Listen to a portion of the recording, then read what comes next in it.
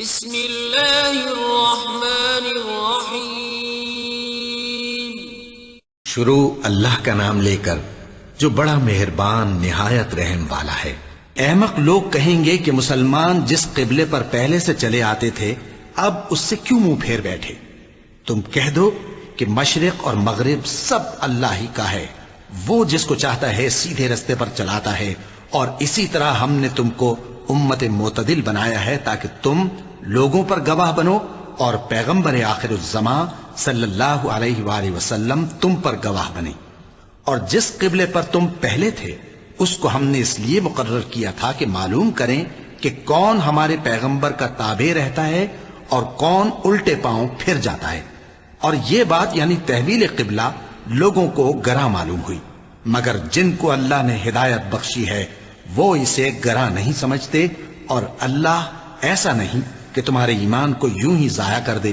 اللہ تو لوگوں پر بڑا مہربان ہے، صاحب رحمت ہے۔ اے پیغمبر صلی اللہ علیہ وآلہ وسلم، ہم تمہارا آسمان کی طرف منہ اٹھانا دیکھ رہے ہیں، سو ہم تم کو اسی قبلے کی طرف جس کو تم پسند کرتے ہو منہ کرنے کا حکم دیں گے۔ تو اپنا منہ مسجد حرام یعنی خانہ کعبہ کی طرف پھیر لو، اور تم لوگ جہاں ہوا کرو نماز پڑھنے کے وقت اسی مسجد کی طرف منہ کر لیا کرو۔ اور جن لوگوں کو کتاب دی گئی ہے وہ خوب جانتے ہیں کہ یہ نیا قبلہ ان کے پروردگار کی طرف سے حق ہے، اور جو کام یہ لوگ کرتے ہیں اللہ ان سے بے خبر نہیں۔ اور اگر تم ان اہل کتاب کے پاس تمام نشانیاں بھی لے کر آؤ تو بھی یہ تمہارے قبلے کی پیروی نہ کریں، اور تم بھی ان کے قبلے کی پیروی کرنے والے نہیں ہو، اور ان میں سے بھی بعض کے قبلے کے پیرو نہیں۔ اور اگر تم باوجود اس کے کہ تمہارے پاس علم یعنی اللہ کا حکم آ چکا ہے ان کی خواہشوں کے پیچھے چلو گے تو ظالموں میں ہو جاؤ گے۔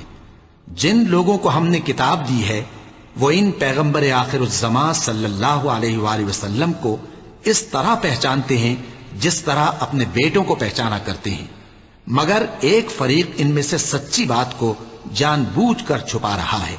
اے پیغمبر صلی اللہ علیہ وآلہ وسلم، یہ نیا قبلہ تمہارے پروردگار کی طرف سے حق ہے، تو تم ہرگز شک کرنے والوں میں نہ ہونا۔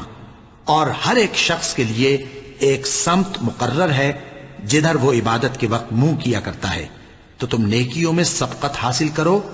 تم جہاں ہوگے اللہ تم سب کو جمع کرے گا، بے شک اللہ ہر چیز پر قادر ہے۔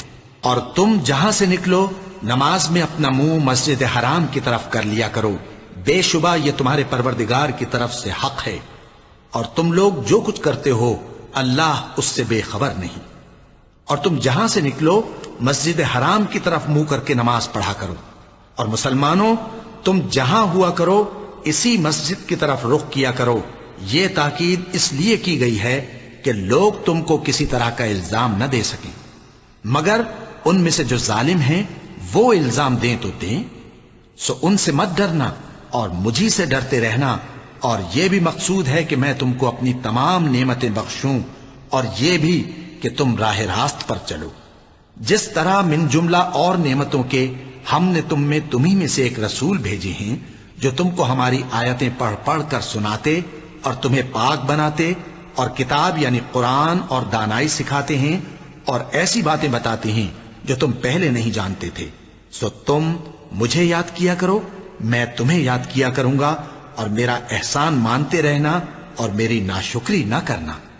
اے ایمان والو، صبر اور نماز سے مدد لیا کرو، بے شک اللہ صبر کرنے والوں کے ساتھ ہے۔ اور جو لوگ اللہ کی راہ میں مارے جائیں ان کی نسبت یہ نہ کہنا کہ وہ مرے ہوئے ہیں، وہ مردہ نہیں بلکہ زندہ ہیں، لیکن تم کو شعور نہیں۔ اور ہم کسی قدر خوف اور بھوک اور مال اور جانوں اور میووں کے نقصان سے تمہاری آزمائش کریں گے۔ اور صبر کرنے والوں کو بشارت سنا دو کہ ان لوگوں پر جب کوئی مصیبت واقع ہوتی ہے تو کہتے ہیں کہ ہم اللہ ہی کا مال ہیں اور اسی کی طرف لوٹ کر جانے والے ہیں۔ یہی لوگ ہیں جن پر ان کے پروردگار کی عنایتیں ہیں اور خصوصی رحمت بھی ہے، اور یہی سیدھے رستے پر ہیں۔ بے شک کوہ صفا اور مروہ اللہ کی نشانیوں میں سے ہیں، تو جو شخص خانہ کعبہ کا حج یا عمرہ کرے اس پر کچھ گناہ نہیں کہ دونوں کے درمیان چکر لگائے، بلکہ یہ ایک نیک کام ہے اور جو کوئی نیک کام کرے تو اللہ قدردان ہے، دانا ہے۔ جو لوگ ہمارے حکموں اور ہدایتوں کو جو ہم نے نازل کی ہیں کسی غرض فاسد سے چھپاتے ہیں، باوجود کہ ہم نے ان کو لوگوں کے سمجھانے کے لیے اپنی کتاب میں کھول کھول کر بیان کر دیا ہے، ایسوں پر اللہ اور تمام لعنت کرنے والے لعنت کرتے ہیں۔ ہاں، جو توبہ کرتے ہیں اور اپنی حالت درست کر لیتے ہیں اور احکام الہی کو صاف صاف بیان کر دیتے ہیں تو میں ان کے قصور معاف کر دیتا ہوں، اور میں بڑا معاف کرنے والا بڑا مہربان ہوں۔ جو لوگ کافر ہوئے اور کافر ہی مرے، ایسوں پر اللہ کی اور فرشتوں کی اور انسانوں کی سب کی لعنت، وہ ہمیشہ اسی لعنت میں گرفتار رہیں گے۔ ان سے نہ تو عذاب ہلکا ہی کیا جائے گا اور نہ انہیں کچھ مہلت ملے گی۔ اور لوگوں، تمہارا معبود ایک ہی معبود ہے، اس بڑے مہربان اور رحم والے کے سوا کوئی عبادت کے لائق نہیں۔ بے شک آسمانوں اور زمین کے پیدا کرنے میں اور رات اور دن کے ایک دوسرے کے پیچھے آنے جانے میں اور کشتیوں اور جہازوں میں جو سمندر میں لوگوں کے فائدے کے لیے رواں ہیں، اور میں جس کو اللہ آسمان سے برساتا اور اس سے زمین کو اس کے مردہ ہو جانے کے بعد زندہ یعنی خشک ہو جانے کے بعد سرسبز کر دیتا ہے، اور زمین پر ہر قسم کے جانور پھیلانے میں اور ہواؤں کے چلانے میں اور بادلوں میں جو آسمان اور زمین کے درمیان گھرے رہتے ہیں، عقل مندوں کے لیے اللہ کی قدرت کی نشانیاں ہیں۔ اور بعض لوگ ایسے ہیں جو غیر اللہ کو اللہ کا شریک بناتے اور ان سے اللہ کی سی محبت کرتے ہیں، لیکن جو ایمان والے ہیں وہ تو اللہ ہی کے سب سے زیادہ دوست دار ہیں۔ اور اے کاش ظالم لوگ جو بات عذاب کے وقت دیکھیں گے اب دیکھ لیتے کہ سب طرح کی طاقت اللہ ہی کو ہے، اور یہ کہ اللہ سخت عذاب کرنے والا ہے۔ اس دن کفر کے پیشوا اپنے پیروں سے بیزاری ظاہر کریں گے اور دونوں عذاب الہی دیکھ لیں گے اور ان کے آپس کے تعلقات منقطع ہو جائیں گے۔ یہ حال دیکھ کر پیروی کرنے والے حسرت سے کہیں گے کہ اے کاش ہمیں پھر دنیا میں جانا نصیب ہو، تاکہ جس طرح یہ ہم سے بیزار ہو رہے ہیں اسی طرح ہم بھی ان سے بیزار ہوں۔ اس طرح اللہ ان کے اعمال حسرت بنا کر دکھائے گا اور وہ دوزخ سے نکل نہیں سکیں گے۔ لوگوں، جو چیزیں زمین میں حلال طیب ہیں وہ کھاؤ، اور شیطان کے قدموں پر نہ چلو، وہ تمہارا کھلا دشمن ہے۔ وہ تو تم کو برائی اور بے حیائی ہی کے کام کرنے کو کہتا ہے، اور یہ بھی کہ اللہ کی نسبت ایسی باتیں کہو جن کا تمہیں کچھ بھی علم نہیں۔ اور جب ان لوگوں سے کہا جاتا ہے کہ جو کتاب اللہ نے نازل فرمائی ہے اس کی پیروی کرو، تو کہتے ہیں نہیں، بلکہ ہم تو اسی چیز کی پیروی کریں گے جس پر ہم نے اپنے باپ دادا کو پایا۔ بھلا اگرچہ ان کے باپ دادا نہ کچھ سمجھتے ہوں اور نہ سیدھے رستے پر ہوں، تب بھی وہ انہی کی تقلید کیے جائیں گے۔ جو لوگ کافر ہیں ان کی مثال اس شخص کی سی ہے جو کسی ایسی چیز کو آواز دے جو پکار اور آواز کے سوا کچھ سن نہ سکے۔ یہ بہرے ہیں، گونگے ہیں، اندھے ہیں کہ کچھ سمجھ ہی نہیں سکتے۔ اے اہل ایمان، جو پاکیزہ چیزیں ہم نے تم کو عطا فرمائی ہیں ان کو کھاؤ، اور اگر اللہ ہی کے بندے ہو تو اس کی نعمتوں کا شکر بھی ادا کرو۔ اس نے تو تم پر بس مرا ہوا جانور اور لہو اور سور کا گوشت اور جس چیز پر اللہ کے سوا کسی اور کا نام پکارا جائے حرام کر دیا ہے۔ ہاں، جو مجبور ہو جائے بشرطے کہ اللہ کی نافرمانی نہ کرے اور حد ضرورت سے باہر نہ نکل جائے، اس پر کچھ گناہ نہیں۔ بے شک اللہ بخشنے والا ہے، رحم کرنے والا ہے۔ جو لوگ اللہ کی کتاب سے ان آیتوں اور ہدایتوں کو جو اس نے نازل فرمائی ہیں چھپاتے اور ان کے بدلے تھوڑی سی قیمت یعنی دنیاوی منفعت حاصل کرتے ہیں، وہ اپنے پیٹوں میں محض آگ بھرتے ہیں۔ ایسے لوگوں سے اللہ قیامت کے دن نہ کلام کرے گا اور نہ ان کو گناہوں سے پاک کرے گا، اور ان کے لیے دکھ دینے والا عذاب ہے۔ یہ وہ لوگ ہیں جنہوں نے ہدایت چھوڑ کر گمراہی اور بخشش چھوڑ کر عذاب خرید لیا۔ یہ آتش جہنم کی کیسی برداشت کرنے والے ہیں۔ یہ اس لیے کہ اللہ نے کتاب سچائی کے ساتھ نازل فرمائی، اور جن لوگوں نے اس کتاب میں اختلاف کیا وہ ضد میں آ کر نیکی سے دور ہو گئے ہیں۔ نیکی یہی نہیں کہ تم مشرق و مغرب کو قبلہ سمجھ کر ان کی طرف منہ کر لو، بلکہ نیکی یہ ہے کہ لوگ اللہ پر اور روز آخر پر اور فرشتوں پر اور اللہ کی کتاب پر اور پیغمبروں پر ایمان لائیں، اور مال باوجود عزیز رکھنے کے رشتہ داروں اور یتیموں اور محتاجوں اور مسافروں اور مانگنے والوں کو دیں، اور گردنوں کے چھڑانے میں خرچ کریں، اور نماز پڑھیں اور زکوٰۃ دیں، اور جب عہد کر لیں تو اس کو پورا کریں، اور سختی اور تکلیف میں اور جنگ کے وقت ثابت قدم رہیں۔ یہی لوگ ہیں جو ایمان میں سچے ہیں، اور یہی ہیں جو اللہ سے ڈرنے والے ہیں۔ مومنوں، تم کو مقتولوں کے بارے میں قصاص یعنی خون کے بدلے خون کا حکم دیا جاتا ہے، اس طرح پر کہ آزاد کے بدلے آزاد مارا جائے، اور غلام کے بدلے غلام، اور عورت کے بدلے عورت۔ اور اگر قاتل کو اس کے مقتول بھائی کے قصاص میں سے کچھ معاف کر دیا جائے تو وارث مقتول کو پسندیدہ طریق سے قرارداد کی پیروی یعنی مطالبہ خون بہا کرنا اور قاتل کو خوشخوئی کے ساتھ ادا کرنا چاہیے۔ یہ تمہارے پروردگار کی طرف سے تمہارے لیے آسانی اور مہربانی ہے۔ اب جو اس کے بعد زیادتی کرے اس کے لیے دکھ کا عذاب ہے۔ اور اے اہل عقل، حکم قصاص میں تمہاری زندگانی ہے کہ تم قتل و خونریزی سے بچو۔ تم پر فرض کیا جاتا ہے کہ جب تم میں سے کسی کو موت کا وقت آ جائے تو اگر وہ کچھ مال چھوڑ جانے والا ہو تو ماں باپ اور رشتہ داروں کے لیے دستور کے مطابق وصیت کر جائے۔ اللہ سے ڈرنے والوں پر یہ ایک حق ہے۔ پھر جو شخص وصیت کو سننے کے بعد اس کو بدل ڈالے تو اس کے بدلنے کا گناہ انہی لوگوں پر ہے جو اس کو بدلیں، اور بے شک اللہ سنتا جانتا ہے۔ اب اگر کسی کو وصیت کرنے والے کی طرف سے کسی وارث کی طرفداری یا حق تلفی کا اندیشہ ہو تو اگر وہ وصیت کو بدل کر وارثوں میں صلح کرا دے تو اس پر کچھ گناہ نہیں، بے شک اللہ بخشنے والا ہے، رحم والا ہے۔ مومنوں، تم پر روزے فرض کیے گئے ہیں جس طرح تم سے پہلے لوگوں پر فرض کیے گئے تھے تاکہ تم پرہیزگار بنو۔ روزوں کے دن گنتی کے چند روز ہیں، تو جو شخص تم میں سے بیمار ہو یا سفر میں ہو تو دوسرے دنوں میں روزوں کا شمار پورا کر لے۔ اور جو لوگ روزہ رکھنے کی طاقت رکھیں لیکن رکھیں نہیں، وہ روزے کے بدلے محتاج کو کھانا کھلا دیں۔ اور جو کوئی اپنی مرضی سے زیادہ نیکی کرے تو اس کے حق میں زیادہ اچھا ہے، اور اگر سمجھو تو روزہ رکھنا ہی تمہارے حق میں بہتر ہے۔ روزوں کا مہینہ رمضان کا مہینہ ہے جس میں قرآن اول نازل ہوا، جو لوگوں کا رہنما ہے اور جس میں ہدایت کی کھلی نشانیاں ہیں، اور جو حق و باطل کو الگ الگ کرنے والا ہے۔ تو جو کوئی تم میں سے اس مہینے میں موجود ہو چاہیے کہ پورے مہینے کے روزے رکھے، اور جو بیمار ہو یا سفر میں ہو تو دوسرے دنوں میں روزے رکھ کر ان کا شمار پورا کر لے۔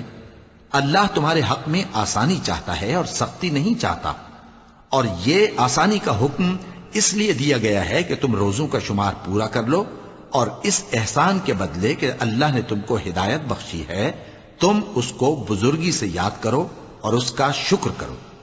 اور اے پیغمبر، جب تم سے میرے بندے میرے بارے میں دریافت کریں تو انہیں معلوم ہو کہ میں تو تمہارے پاس ہی ہوں۔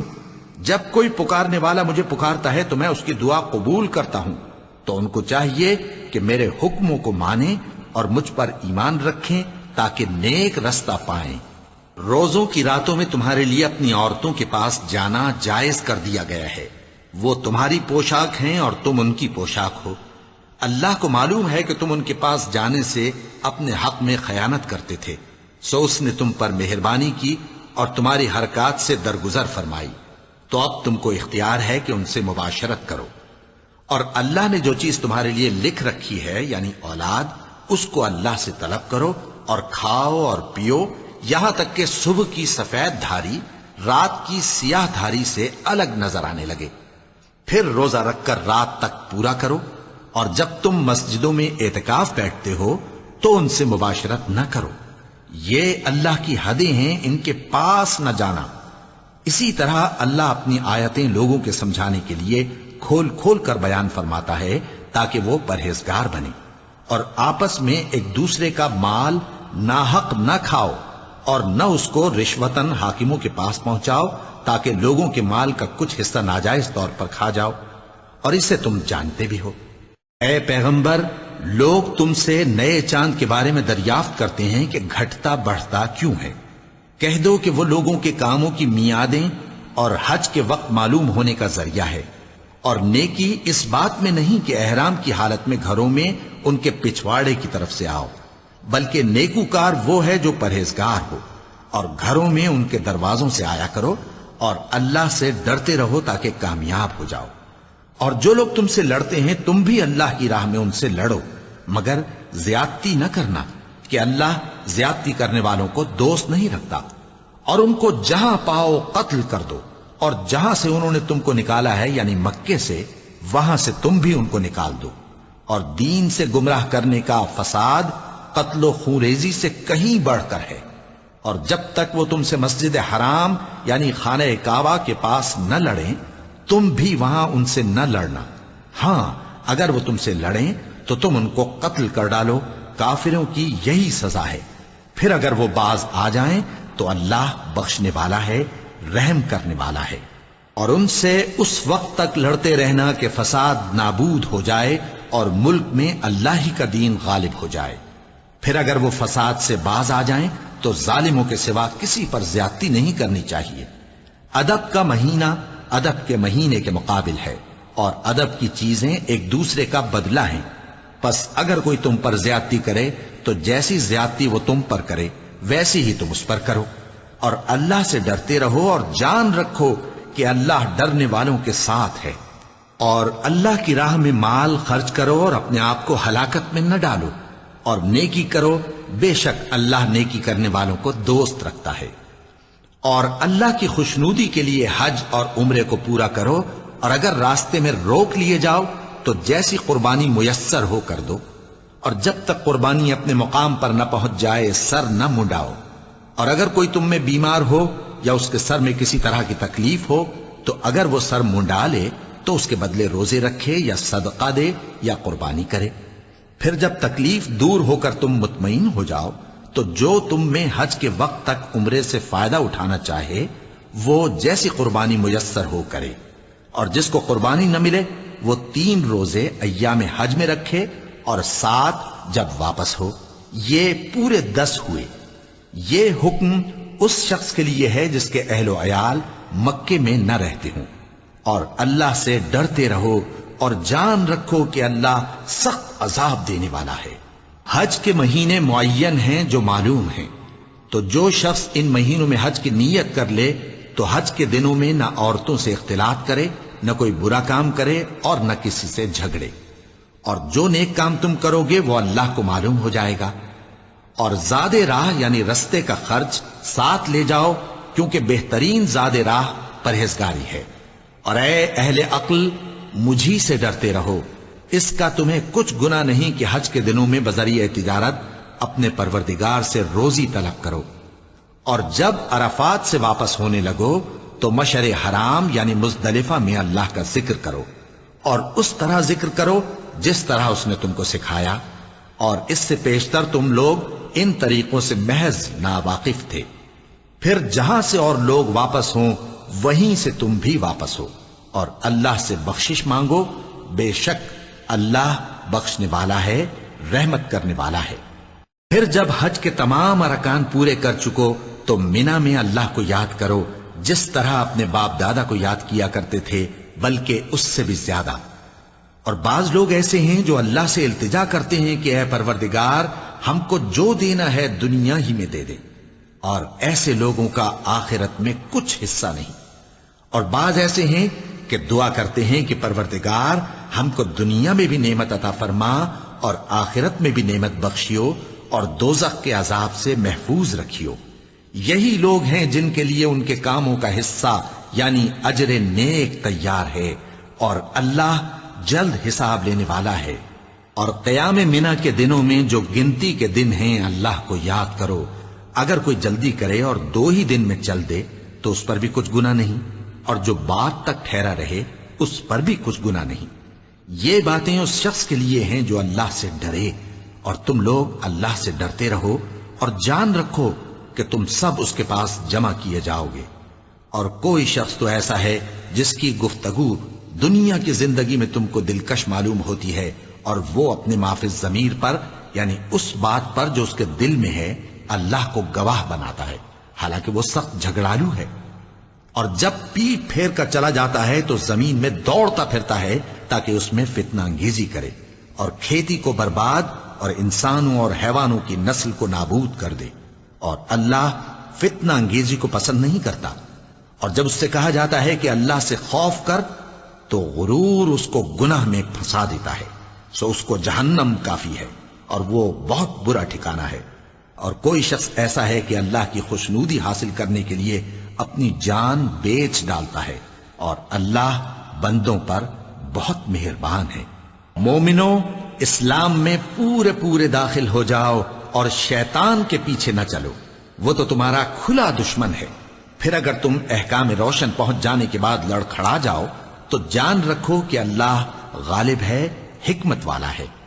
کیا یہ لوگ اسی بات کے منتظر ہیں کہ ان پر اللہ کا عذاب بادل کے سائبانوں میں نازل ہو اور فرشتے بھی اتر آئیں اور کام تمام کر دیا جائے؟ اور سب کاموں کا رجوع اللہ ہی کی طرف ہے۔ اے پیغمبر، بنی اسرائیل سے پوچھو کہ ہم نے ان کو کتنی کھلی نشانیاں دیں، اور جو شخص اللہ کی نعمت کو اپنے پاس آنے کے بعد بدل دے تو اللہ سخت عذاب کرنے والا ہے۔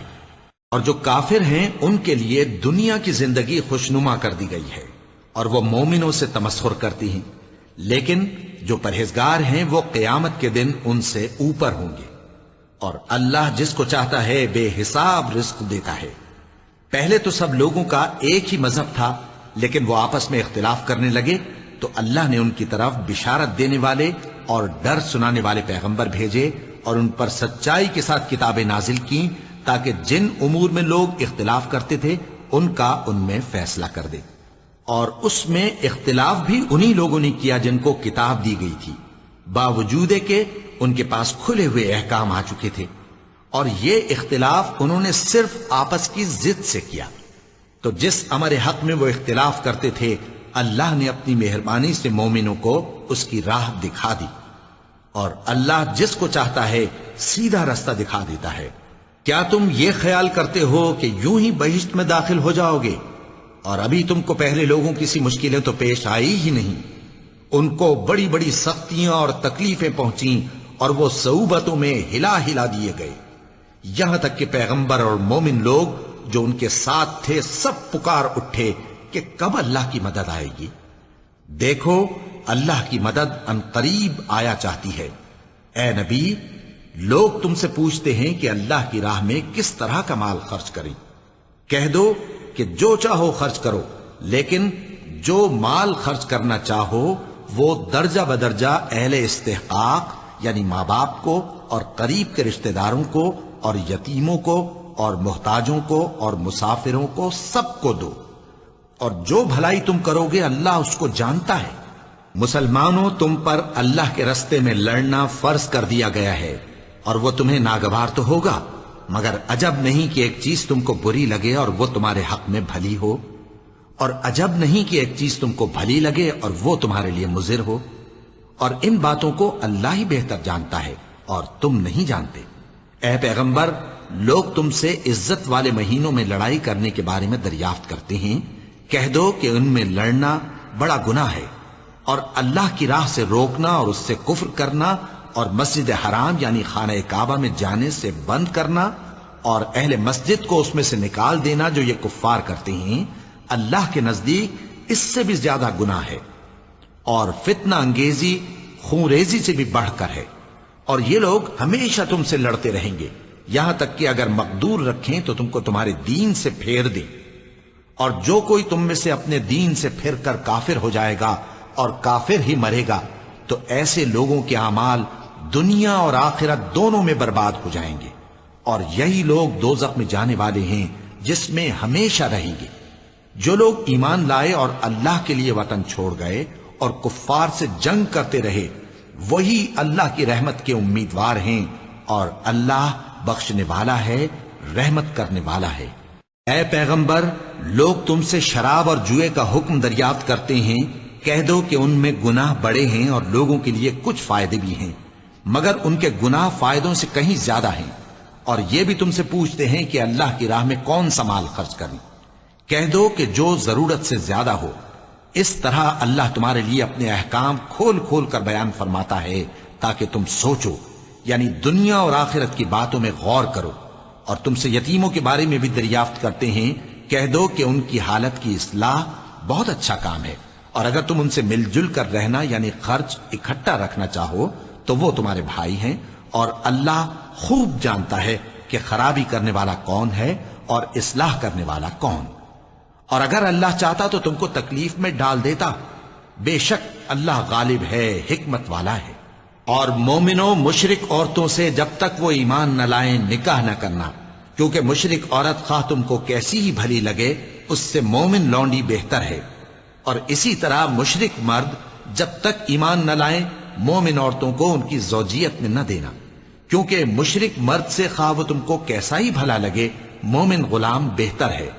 یہ مشرک لوگوں کو دوزخ کی طرف بلاتے ہیں، اور اللہ اپنی مہربانی سے بہشت اور بخشش کی طرف بلاتا ہے، اور اپنے حکم لوگوں سے کھول کھول کر بیان کرتا ہے تاکہ نصیحت حاصل کریں۔ اور تم سے حیض کے بارے میں دریافت کرتے ہیں، کہہ دو وہ تو نجاست ہے، سو ایام حیض میں عورتوں سے کنارہ کش رہو، اور جب تک وہ پاک نہ ہو جائیں ان سے مقاربت نہ کرو۔ ہاں جب وہ پاک ہو جائیں تو جس طریق سے اللہ نے تمہیں ارشاد فرمایا ہے ان کے پاس جاؤ، کچھ شک نہیں کہ اللہ توبہ کرنے والوں اور پاک صاف رہنے والوں کو دوست رکھتا ہے۔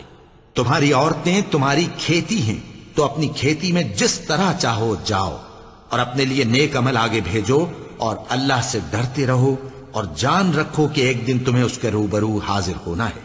اور اے پیغمبر ایمان والوں کو بشارت سنا دو، اور اللہ کے نام کو اس بات کا ہیلا نہ بنانا کہ اس کی قسمیں کھا کھا کر سلوک کرنے اور پرہیزگاری کرنے اور لوگوں میں صلح و سازگاری کرانے سے رک جاؤ، اور اللہ سب کچھ سنتا ہے، جانتا ہے۔ اللہ تمہاری لغو قسموں پر تم سے مواخذہ نہیں کرے گا، لیکن جو قسمیں تم قصد دلی سے کھاؤ گے ان پر مواخذہ کرے گا، اور اللہ بخشنے والا ہے، بردبار ہے۔ جو لوگ اپنی عورتوں کے پاس جانے کی قسم کھا لیں ان کو 4 مہینے تک انتظار کرنا چاہیے۔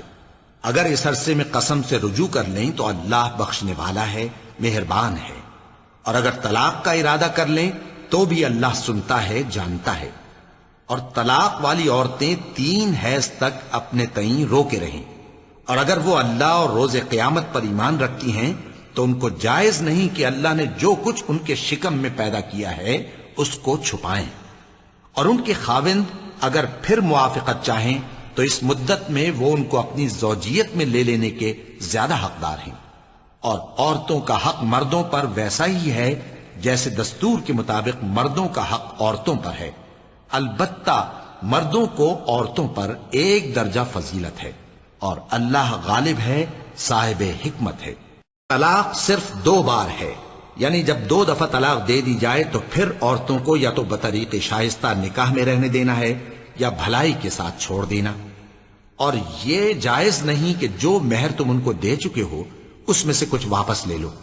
ہاں اگر زن و شوہر کو خوف ہو کہ وہ اللہ کی حدوں کو قائم نہیں رکھ سکیں گے تو اگر عورت خاوند کے ہاتھ سے رہائی پانے کے بدلے میں کچھ دے ڈالے تو دونوں پر کچھ گناہ نہیں۔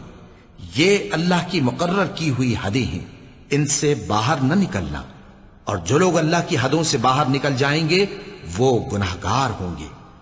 پھر اگر شوہر 2 طلاقوں کے بعد تیسری طلاق عورت کو دے دے تو اس کے بعد جب تک عورت کسی دوسرے شخص سے نکاح نہ کر لے اس پہلے شوہر پر حلال نہ ہوگی۔ ہاں اگر دوسرا خاوند بھی طلاق دے دے اور عورت اور پہلا خاوند پھر ایک دوسرے کی طرف رجوع کر لیں تو ان پر کچھ گناہ نہیں، بشرطے کہ دونوں یقین کریں کہ اللہ کی حدوں کو قائم رکھ سکیں گے، اور یہ اللہ کی حدیں ہیں، ان کو وہ ان لوگوں کے لیے بیان فرماتا ہے جو علم رکھتے ہیں۔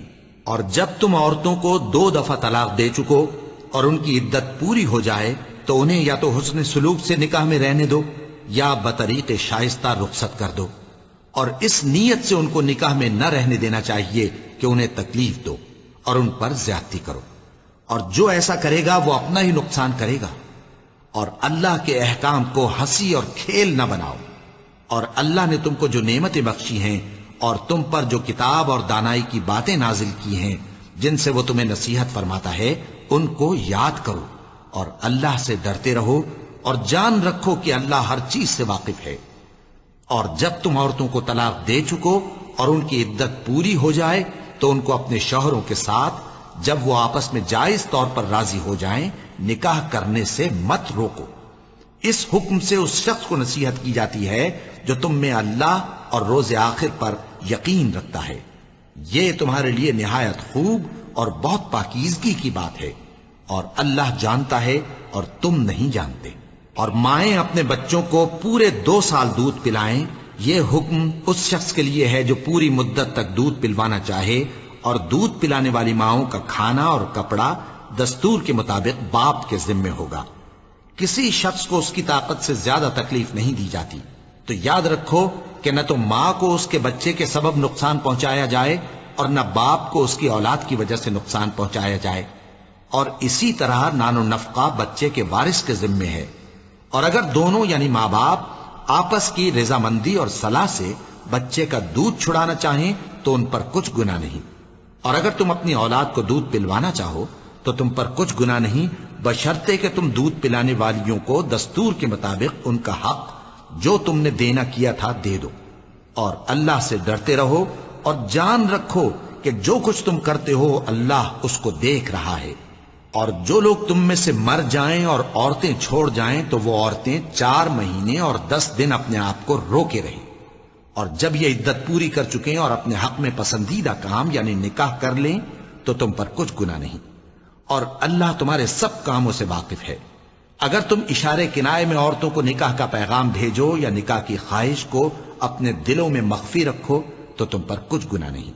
اللہ کو معلوم ہے کہ تم ان سے نکاح کا ذکر کرو گے، مگر ایام عدت میں اس کے سوا کے دستور کے مطابق کوئی بات کہہ دو، پوشیدہ طور پر ان سے قول و قرار نہ کرنا، اور جب تک عدت پوری نہ ہو لے نکاح کا پختہ ارادہ نہ کرنا، اور جان رکھو کہ جو کچھ تمہارے دلوں میں ہے اللہ کو سب معلوم ہے، تو اس سے ڈرتے رہو اور جان رکھو کہ اللہ بخشنے والا ہے، حلم والا ہے۔ اور اگر تم عورتوں کو ان کے پاس جانے یا ان کا مہر مقرر کرنے سے پہلے طلاق دے دو تو تم پر کچھ گناہ نہیں، ہاں ان کو دستور کے مطابق کچھ خرچ ضرور دو، یعنی مقدور والا اپنے مقدور کے مطابق دے اور تنگ دست اپنی حیثیت کے مطابق۔ نیک لوگوں پر یہ ایک طرح کا حق ہے۔ اور اگر تم عورتوں کو ان کے پاس جانے سے پہلے طلاق دے دو لیکن مہر مقرر کر چکے ہو تو آدھا مہر دینا ہوگا۔ ہاں اگر عورتیں مہر بخش دیں یا مرد جن کے ہاتھ میں عقد نکاح ہے اپنا حق چھوڑ دیں اور پورا مہر دے دیں تو ان کو اختیار ہے۔ اور اگر تم مرد لوگ ہی اپنا حق چھوڑ دو تو یہ پرہیزگاری کی بات ہے، اور آپس میں بھلائی کرنے کو فراموش نہ کرنا۔ کچھ شک نہیں کہ اللہ تمہارے سب کاموں کو دیکھ رہا ہے۔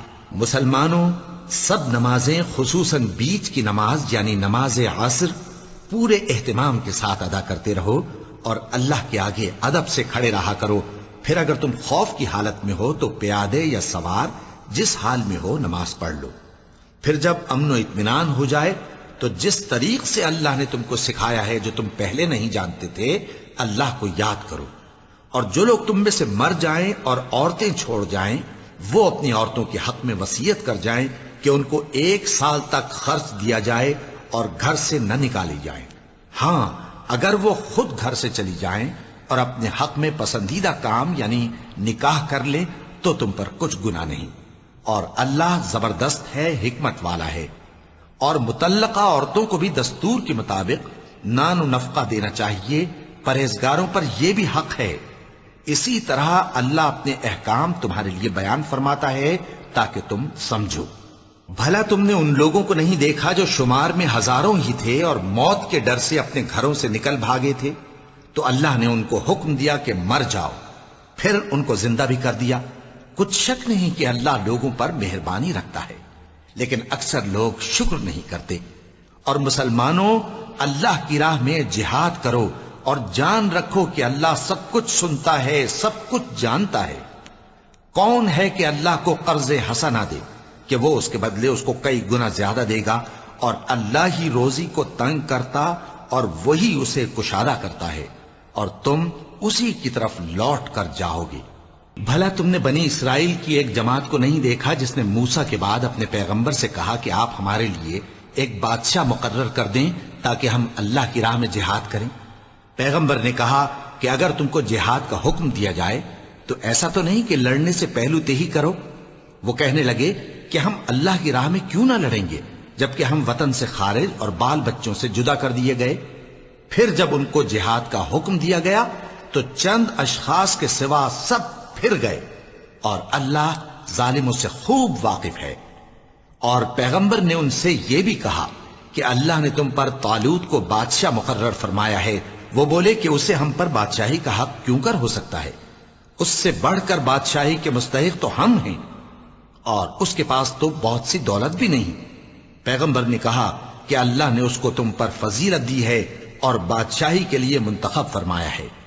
اس نے اسے علم بھی بہت سا بخشا ہے اور تن و توش بھی بڑا عطا کیا ہے، اور اللہ کو اختیار ہے جسے چاہے بادشاہی بخشے، وہ بڑا کشائش والا ہے، دانا ہے۔ وَلَقَ اللَّهُ